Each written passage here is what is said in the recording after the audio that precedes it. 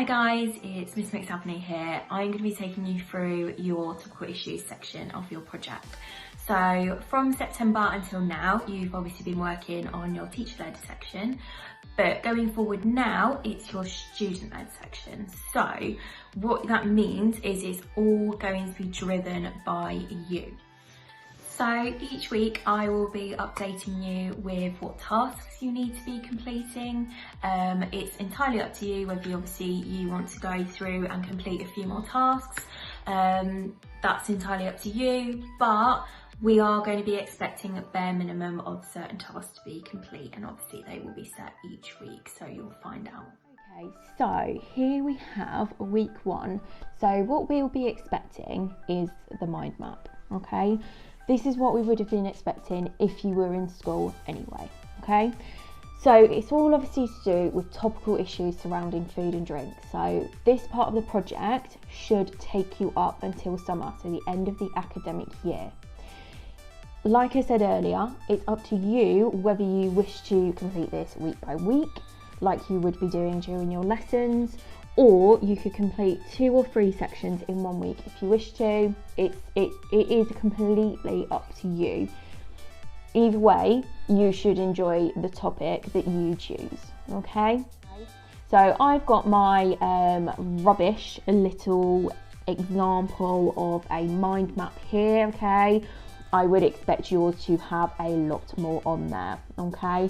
I have got an example that I've done properly that I will be showing you as well. So please continue to watch and you'll see what I mean. So if you're doing a mind map, I would expect to see different subheadings, okay? So like I've listed, such as artists, mediums, possible ideas, observations, etc. Okay, it's up to you. If you want to break it down further, then that's absolutely fine, but these are the minimum titles we expect to see.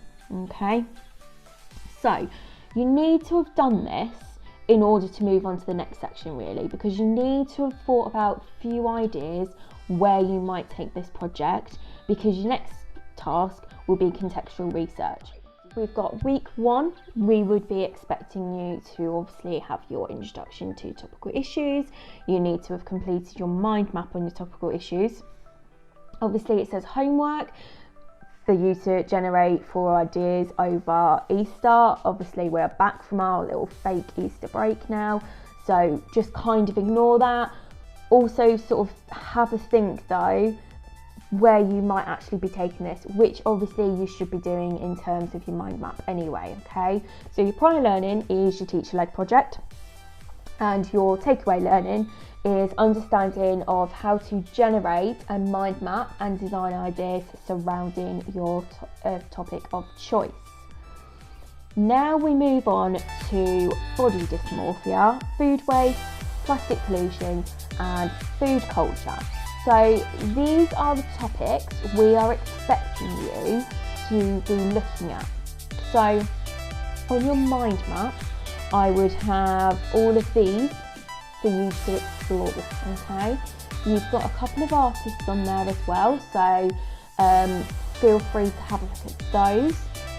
If you know that there's an artist you want to explore, however, please feel free to do that. There's no limit on the artists that you can look at. There's also a link, if you have a look down here, that link takes you to a website for artists that relate to veganism and food culture, okay? So that's quite a useful link for you to look at if you're thinking of going down the food culture route, okay? So here's an example of some of the artists' work who are on here, who's been suggested, okay? What might be quite nice if you're a little bit unsure is just to have a look at the different topics that you might want to have a look at, okay? Just Google what they actually mean maybe, okay? And just sort of go from there. So for body dysmorphia, you could be looking at eating disorders such as anorexia and bulimia.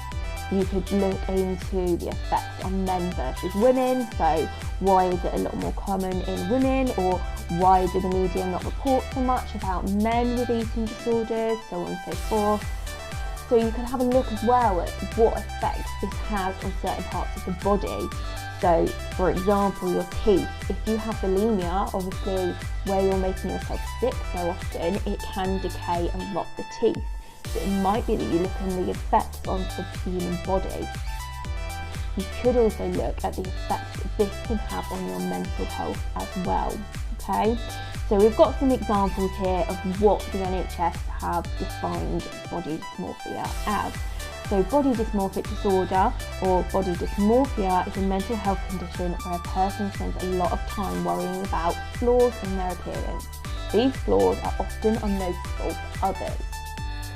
So they've also said you worry a lot about a specific area of your body, particularly your face. Spend a lot of time comparing your looks with other people's.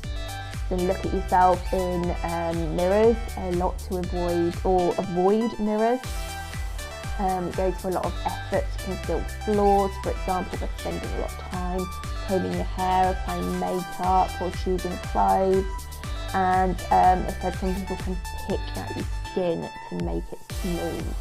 Okay, so those are some examples of what you could do with body dysmorphia and a little bit about what body dysmorphia actually is, okay? So here's some examples of some artwork surrounding body dysmorphia. So they're just on there because it might give you a little bit of inspiration.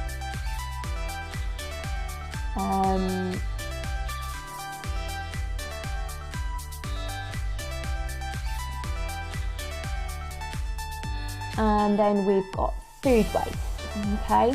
So this one's quite interesting, especially in terms of a country where we do tend to waste a lot of food. It could be quite interesting to explore this in terms of what's happened with the coronavirus, where people have gone out and bulk bought food, and then obviously it's spoiled before people have had time to eat it. So that could be a really interesting route to go down. You could look at it in terms of world hunger, so you could look at a comparison between the Western world and the Eastern world, the effects on the environment, food waste at home, so that one's an easy one to do at the moment. You know, documenting what food you've actually got in your cupboards, documenting what food you've actually been able to get on a week-to-week basis. Has it changed? I know that certain products that we would normally get in our weekly food shop, we have struggled to access. For example, eggs. For a long time, eggs were hard to get a hold of, even though there should be enough to go around for every person in the UK to have one every other day. So that is quite mental that we actually ran out of eggs in the UK for a while. And it might be as well food excess, so like I've just been talking about, where people have bulk bought food, okay? So we had a few interesting ones from the year 11s that have gone through this year in terms of food waste. So we've had a few look at world hunger. So I don't know if people remember the hands with the begging bowl. And the bowl was obviously painted, so it's just the globe. And we've obviously had quite a few in terms of food waste as well. So some of you might remember the stomach with the vacuum formed stomach with the clay food inside, where the gelatin went mouldy, and so that was obviously documenting how wasteful we can be as a society sometimes. And then obviously you've got some examples on here of different artists' work that you might be interested in looking at. We've got plastic pollution, so this could be quite interesting. So the effects that could have on the environment, the effects it could have on your health. So you could look at it in terms of you are what you eat. So obviously a lot of our plastic goes into the ocean. Obviously then, we are eating food such as fish from the ocean. So how much plastic are we actually ingesting? Another way you could look at it as well is that in the UK, a lot of our fresh food, so our fruit and vegetables, we buy in plastic packaging. Why would we want to have that in plastic packaging, and what effect is that having on our environment when it's quite perfectly fine for us to actually pick up fresh fruit and veg without it? Okay, so there's a few ways that you could go about plastic pollution. And then our final one is food culture. So what you could look at what food represents across the globe, what represents food in different cultures from around the world. So obesity in some countries, in some cultures, is seen to be wealthy because not everyone is always able to afford food, even though it's a basic human right. Some countries, you know, that's just one of the things that unfortunately happens. So if you're skinny, it must mean that you can't afford food. Okay, so it could be that you look at it in terms of that. It could be that you look at what different animals mean in each culture. You could look at vegetarianism and veganism. Okay, so this one's a really interesting one. I think we are all probably aware by now of the pig from this year that obviously had its insides on show, where the slices of ham were supposed to be the rib cage, bacon was supposed to be skin, sausages as intestines. There's a whole array of things you could do with the food culture. It's actually very interesting. So I'd say it's probably one of the ones to possibly definitely look at. What I will say is if you are wanting to aim for your 6s, 7s, 8s and 9s, then you need to have quite a strong concept behind your work. So a concept is your idea behind the work. So you want it to be different, you want it to be original. You don't want it to become the same and you're regurgitating what an artist has already done or what someone else has already done. You want to have your own stamp on it. Like I say, that's how you're going to aim to get those 6s, 7s, 8s and 9s, okay? So again, make sure you're having a good time with this, enjoy what you're doing. Also have a think about, where do your strengths lie? I know, for example, my strengths are portraiture. I can draw animals, but they are definitely not my most strongest. But that doesn't mean that I wouldn't give them a go in order to make them, to reproduce by drawing them or whatever. Because if it's an idea that I am really passionate about and really enjoying, then obviously that is reflected within my work, which would also help me to get to the level 6s, 7s, 8s and 9s. Okay, it's really, really obvious when someone hasn't enjoyed a project because their heart and soul is not in the project.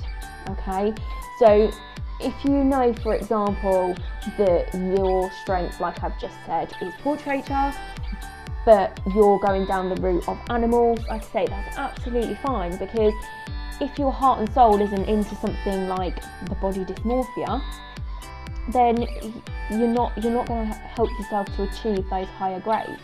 Okay, so it's something to bear in mind. Okay, and then that would lead us on to our contextual research for week 2. Okay, so by the end of next week, so for Monday, what I would like you to have done is emailed your teacher a photo of your topical issues. Okay, I would also let them know what sort of area you're thinking of going in. So is it body dysmorphia? What sort of idea have you got around that? Is it food culture? What kind of ideas have you got around these different ones?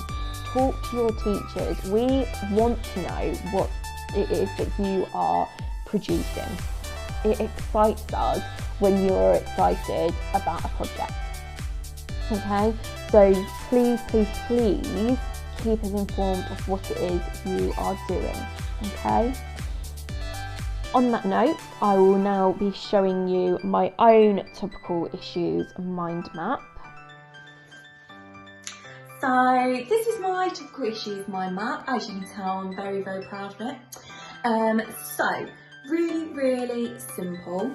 You need to make sure your title is in the centre of the page, okay? So Topical Issues is going to be the title in the centre, okay? So if you're like me and you want things to be perfect, then you're going to need to measure out where this needs to go. So find the centre of your page and then go from there, okay? As you can see on here, we've got body dysmorphia as one of your subheadings I mentioned in the PowerPoint, possible ideas, food culture, artists, plastic pollution, mediums, food waste and observations, okay? So obviously you've got your 4 different topics that you're going to be looking into on there, but then you've also got your possible ideas, artists and mediums and observations that I've added, okay? So if anyone is unsure as to what mediums means, then that's your materials, that's what you're going to be looking at creating your project with, okay? So for example, I know I'm best at 2D work rather than 3D work, so the materials I've mentioned on there are pencils, acrylic, oil paint, paper, canvas, newspaper. So think about the materials you're actually going to be doing your work on as well. So not just the materials that you're actually going to complete your artwork with. What you're going to be doing your drawings on if you are doing two. Okay, so we've also got observations. So if anyone is unsure about observations, those are your first-hand drawings. So those are objects that are in front of you, okay? So you're going to draw from them like you've done with sushi and cupcakes. It's exactly the same. However, you need to have thought about some possible ideas before you can kind of think about what observations you might be making. So for example, I've thought that I might explore body dysmorphia. So I've said about things that I might draw in, for example, for the human figure, okay? I thought about maybe a palm oil project, so I've put things down like peanut butter. I might draw jars of peanut butter. I might also draw some chocolate, okay? So just have a think about the different first-hand observations that you can make, okay? All of the information that is on this mind map, apart from the medium section, possible ideas and observations, has all come from the PowerPoint, okay? So like I said earlier, it's really important that you pay attention to the entire video, okay? So you need to make sure you are looking and taking information from that PowerPoint because it's all there to help you, okay? So the only ones you've actually got to think about are possible ideas, mediums, because that's where, you know, what you want to do in terms of your project, and observations, okay? So when you're producing this, please make sure that you fill the A3 page as much as possible, okay? I don't want to see any negative space on anyone's mind maps, okay? Please, that is so important because it makes your work look like it's unfinished. It makes it look like you couldn't be bothered to finish it, okay? I'm not saying that you have to fill it with words. It might be that you do some drawings to fill some of the gaps, because I've got some gaps here and straight away while I'm looking on this video, my eyes are drawn to those gaps. So I might fill it with a few drawings related to some of the ideas that are on my page, okay? So please make sure you do that because that's so important. So please look out for my emails on a Monday. That is when each task is going to be launched every single week, and watch out for emails from your actual teacher as well, okay?